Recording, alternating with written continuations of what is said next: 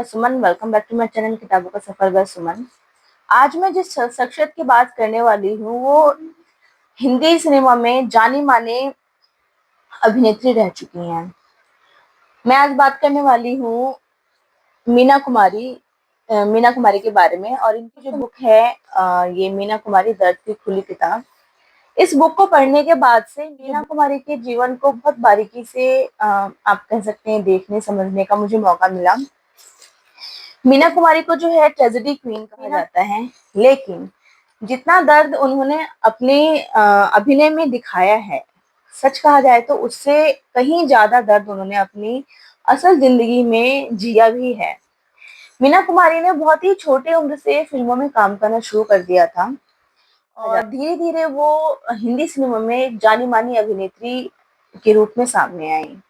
उन्हें इज्जत, पैसा, शोहरत सब कुछ मिला, पर उनकी जो निजी जिंदगी थी वो संघर्षों से और अकेलेपन से भरी हुई थी। उनकी शादी जो है मशहूर निर्देशक कमल अमरोही से हुई थी, लेकिन वक्त के साथ धीरे धीरे रिश्ता जो है एक तरीके से तनाव भरा और दूरियों का शिकार हो गया था। और इस रिश्तों के जो टूटन थी और भावनात्मक अकेलेपन और लगातार काम करने के दबाव की वजह से मीना कुमारी जो है अंदर से बहुत टूट चुकी थी। कहा जाता है कि अपनी उदासी और दर्द को भूलने के लिए उन्होंने शराब का सहारा लेना शुरू कर दिया था, जिससे कि उनकी सेहत पे काफी गहरा असर पड़ा। और उनकी जो शायरी या फिर उनको एक आदत थी, अपने पास में वो छोटी सी डायरी रखती थी और अपने दिन भर की जो भी बातें हुआ करती थी वो उसमें उसे नोट डाउन किया करती थी। तो उनकी शायरी और उनके डायरी के जो पन्ने थे, उन पन्नों में भी उनकी आंखों में जो नजर आता था वो एक दर्द उन सब चीजों में झलकता था।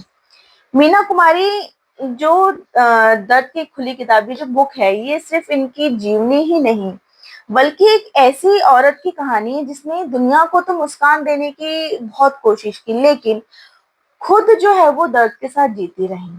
शायद इसीलिए आज भी जब भी मीना कुमारी का नाम लिया जाता है तो सिर्फ उनकी फिल्में ही नहीं, उनका दर्द भी याद आता है। बेसिकली अगर मैं कहूँ तो मेरी जो रीडिंग जर्नी है वो इसी बुक से स्टार्ट की थी मैंने। जैसा कि मैंने आपको अपने प्रीवियस वीडियो में बताया भी था, जो वीडियो डाली है मैंने, how started my reading journey, उसमें भी बताया था इस बुक के बारे में।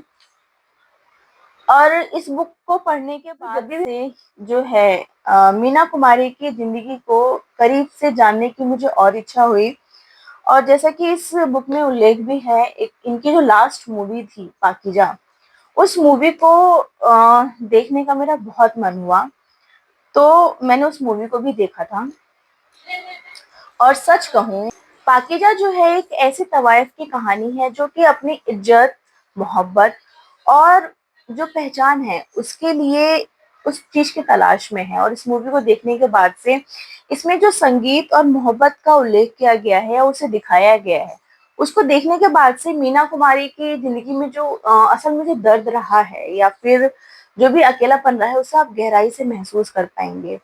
ये किताब पढ़ने के बाद से मुझे ये एहसास हुआ कि जो पर्दे पे दिखने वाला उनका दर्द है वो सिर्फ और सिर्फ अभिनय नहीं था, बल्कि उनकी जो असल में जो जिंदगी थी वो भी वैसी ही थी। और शायद इसीलिए उन्हें ट्रेजेडी क्वीन कहा जाता है।